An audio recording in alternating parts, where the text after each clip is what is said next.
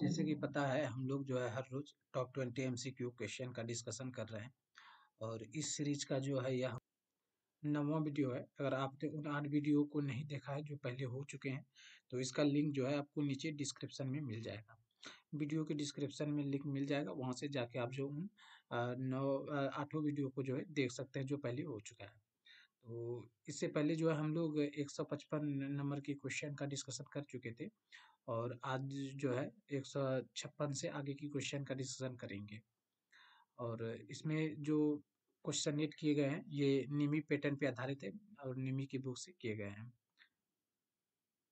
जो कि आपकी आने वाले एग्जाम इसरो, डीआरडीओ, बार्क हो गया या फिर एलएमआरसी, डीएमआरसी, यानी जितने भी टेक्निकल एग्जाम है सभी के लिए जो है काफी उपयोगी साबित होने वाला है। तो चलिए शुरू करते हैं।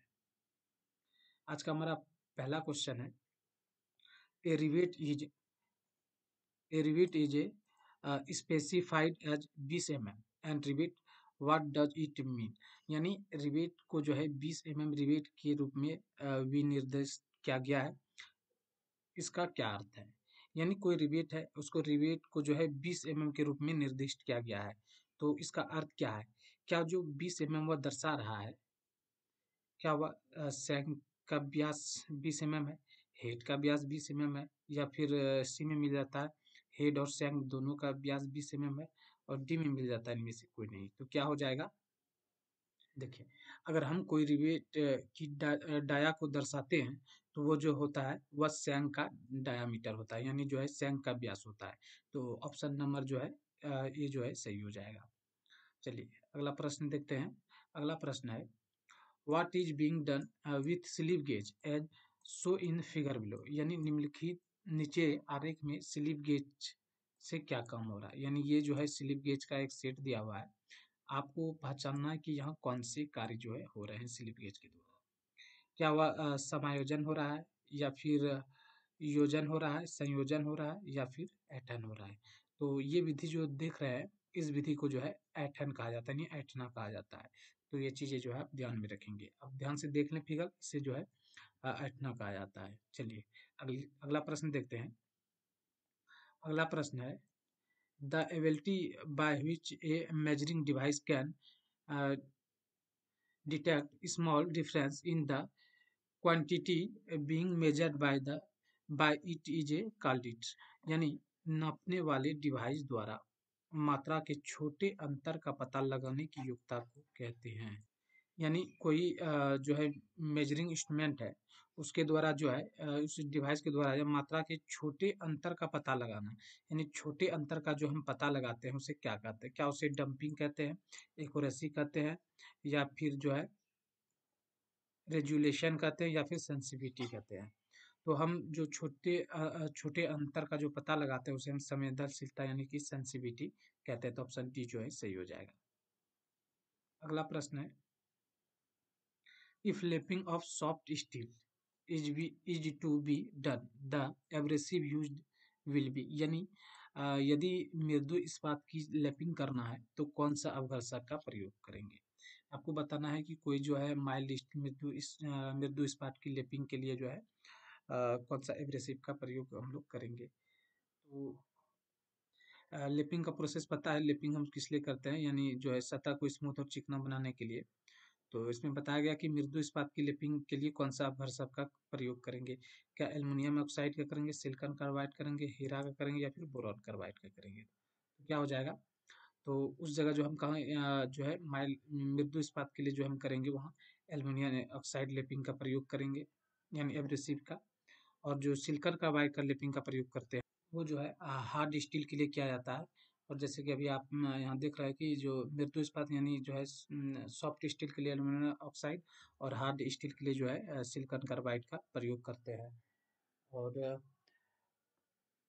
टंगस्टन के लिए जो है डायमंड यानी हीरा का प्रयोग करते हैं, और गेज और डाई के लिए जो है बोरॉन कार्बाइड का प्रयोग करते थे। ये जो यहाँ से जो है आपका चारों ऑप्शन क्लियर हो गए होंगे। चलिए अगला प्रश्न देखते हैं।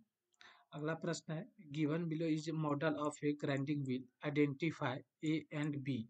नीचे ग्राइंडिंग व्हील का मॉडल दिया गया है, ए और बी को पहचाने। यानी आपको बताना है, यहाँ देख रहे हैं यहाँ ए है और यहाँ बी है, तो ये ए और बी जो है क्या दर्शा रहा है। तो देखिए हमारा जो हमारा ग्राइंडिंग व्हील होता है उसमें जो है एब्रेसिव कणों को जो पकड़ के रखते हैं वो हमारा बाउंड होता है। जैसे कि यहाँ ए में देख रहे हैं ये हमारा बाउंड है और ये हमारा जो है पोरोसिटी है, यानी स्पेस है, खाली जगह है। तो ऑप्शन मिल जाता है ए में बाउंड, बी में पोरोसिटी, यानी जो है ऑप्शन ए ही सही हो जाएगा। चलिए अगला प्रश्न देखते हैं।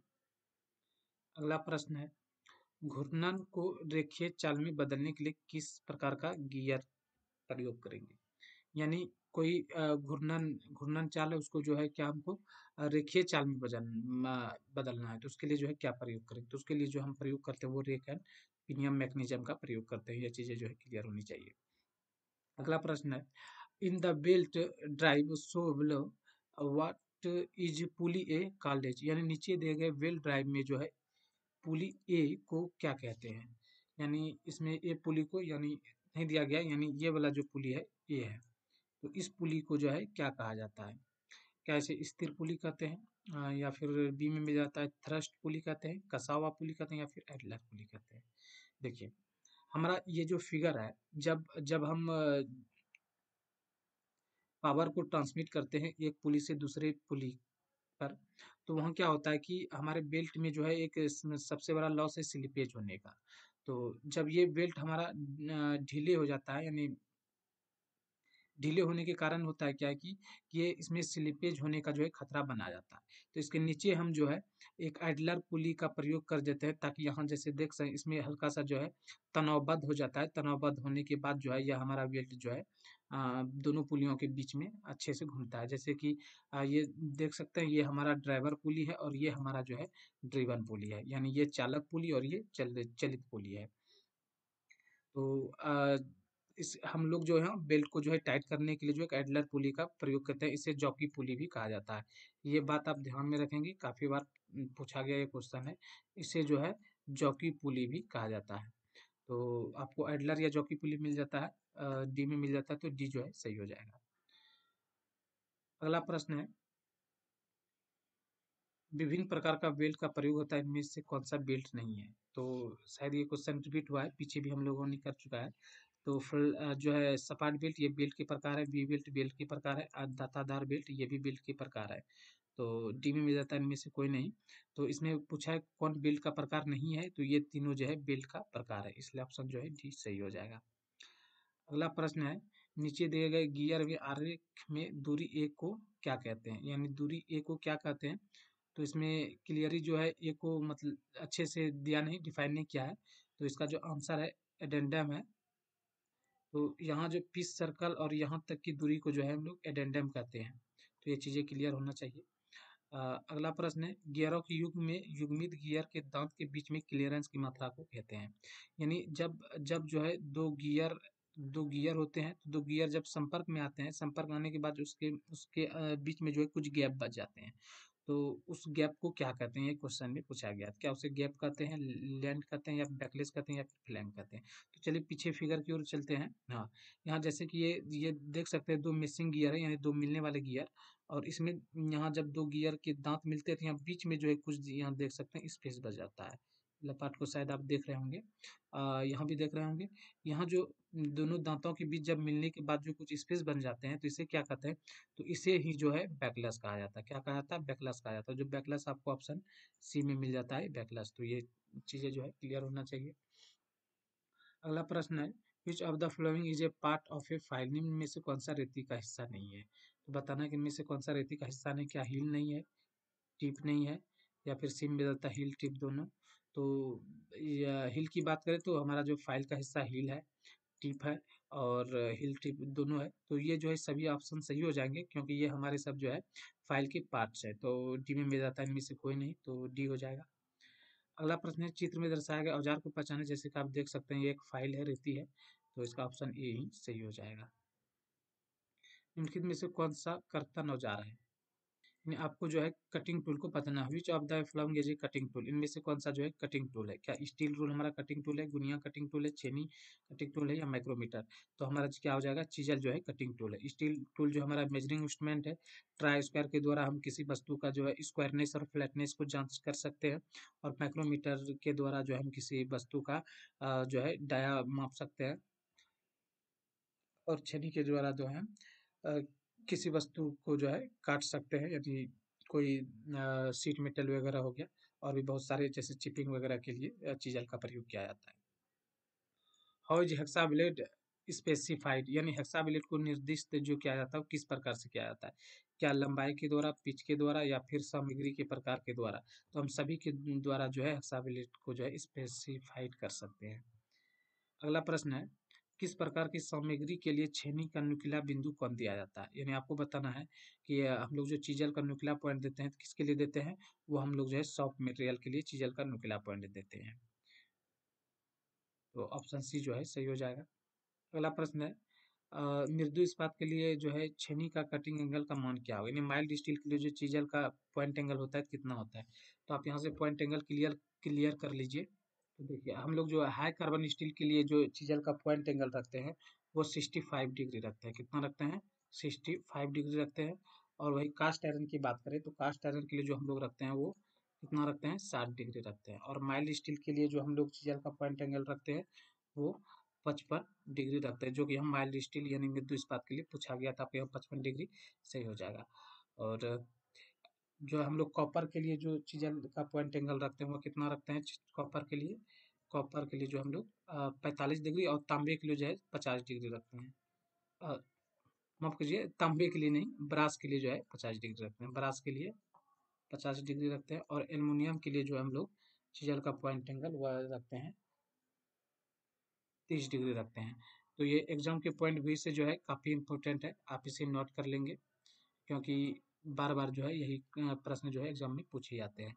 तो ये चीज़ें क्लियर होना चाहिए कि हाई कार्बन स्टील के लिए जो कटिंग एंगल रखते हैं 65 डिग्री रखते हैं, कास्ट आयरन के लिए 60 डिग्री रखते हैं, माइल्ड स्टील के लिए 55 डिग्री, कॉपर के लिए जो है 45 डिग्री, ब्रास के लिए 50 डिग्री और एल्युमिनियम के लिए 30 डिग्री। चलिए अगला प्रश्न देखते हैं। अगला प्रश्न है, identify the drilling machine shown in the figure. इन चित्र में दर्शाए गए ड्रिलिंग मशीन को पहचानना है। तो ये ड्रिलिंग मशीन का चित्र दिया गया है, आपको पहचानना है ये कौन सा। जैसे कि देख रहे हैं ये पिलर ड्रिलिंग मशीन है। ऑप्शन जो है ये सही हो जाएगा, ध्यान से देख ले, ये पिलर ड्रिलिंग मशीन है। अगला प्रश्न है, which of the following is a drill holding device. निम्नलिखित में से कौन सा ड्रिल होल्डिंग उपकरण है। यानी जो ड्रिल को होल्ड करता है वो उपकरण, क्या वह हेड स्टॉक है, ड्रिल चक है, वर्क टेबल है या फिर इनमें से कोई नहीं। तो हमारा जो है ड्रिल चक में जो हम ड्रिल को होल्ड करते हैं। अगर यही क्वेश्चन पूछा जाए कि लेथ में जो है ड्रिल को किस में होल्ड करते हैं, तो वहाँ ऑप्शन जो वहाँ जो हो जाएगा, वहाँ हो जाएगा टेल स्टॉक। किसमें, वहाँ जो है टेल स्टॉक में जो है हम ड्रिल को होल्ड करते हैं। चलिए अगला प्रश्न देखते हैं, which of the following is a method of removing broken tape. निम्नलिखित में से टूटे हुए टेप को हटाने की विधि क्या। हम टूटे हुए टेप को किस प्रकार से निकाल सकते हैं। तो विधि क्या, हम पंच द्वारा निकाल सकते हैं, नाइट्रिक अम्ल का प्रयोग करके या फिर आर्क बिल्डिंग का प्रयोग करके। तो ये जितने तरीका दिया हुआ, जितने प्रक्रिया दिया हुआ, हम सभी के द्वारा जो है टूटे हुए टेप को निकाल सकते हैं। ऑप्शन डी हो जाएगा, ऑल ऑफ दिस, इनमें से सभी। अगला प्रश्न है, which gauge use to check the pitch of thread. Thread की पिच की जांच के लिए जो है किस गेज का प्रयोग किया जाता है।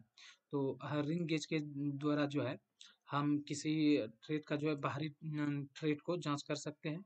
और प्लग गेज के द्वारा जो है इंटरनल थ्रेड को जांच कर सकते हैं। और स्टैंडर्ड वायर गेज के द्वारा जो है सीट की मोटाई यानी उसका जो है थिकनेस को जांच सकते हैं। और स्क्रू पिच गेज के द्वारा जो है हम किसी थ्रेड की पिच को माप सकते हैं। तो ऑप्शन जो है डी सही हो जाएगा। अगला प्रश्न है, माइक्रोमीटर वर्क ऑन प्रिंसिपल। यानी माइक्रोमीटर किस सिद्धांत पर कार्य करता है। क्या वह रैखिक सिद्धांत पे, वर्नियर सिद्धांत पे, स्क्रू नट सिद्धांत पे या फिर गियर सिद्धांत पे। तो किस सिद्धांत पे कार्य करता है माइक्रोमीटर। तो माइक्रोमीटर जो है वह स्क्रू एंड नट के सिद्धांत पे कार्य करता है। अगला प्रश्न है, which of the following is a another name of nodular cast iron. निम्नलिखित में से कौन सा जो है गांठदार ढलवां लोहा का दूसरा नाम है। तो इस गांठदार ढलवां लोहा को जो है हम लोग कहते हैं डक्टाइल कास्ट आयरन। तो ऑप्शन ए ही सही हो जाएगा, डक्टाइल कास्ट आयरन। अगला प्रश्न है, which of the flowing carbon steel has the lowest percentage of carbon, निम्नलिखित में से किस कार्बन इस्पात में कार्बन की सबसे कम प्रतिशत होता है। तो आपको बताना है कि इनमें से जो है किसमें सबसे कौन सा कार्बन स्टील है जिसमें कार्बन की सबसे कम प्रतिशत होता है। तो वह हमारा जो है हो जाएगा वह माइल्ड स्टील, मृदु इस्पात में कार्बन की प्रतिशत सबसे कम होता है। अगला प्रश्न है, in normalizing cooling is done in which of the following medium, normalizing में शीतलन निम्न में से किस माध्यम से किया जाता है, क्या तेल में, जल में, एयर में या फिर ब्राइन सॉल्यूशन में। तो हम नॉर्मलाइज में जो है शीतलन की प्रक्रिया करते हैं वह खुली हवा में यानी वायु में छोड़ देते हैं। तो ऑप्शन जो है सी सही हो जाएगा। अगला प्रश्न है, which heat treatment is a done on steel to increase the cutting ability, यानी कर्तन क्षमता को बढ़ाने के लिए स्टील का कौन सा उसमें उपचार किया जाता है। तो कर्तन क्षमता को बढ़ाने के लिए हम स्टील के लिए जो है वह हार्डनिंग का प्रोसेस करते हैं। तो चलिए बस इस वीडियो में इतने ही। अगर आपको पीडीएफ चाहिए तो नीचे डिस्क्रिप्शन में मिल जाएगा।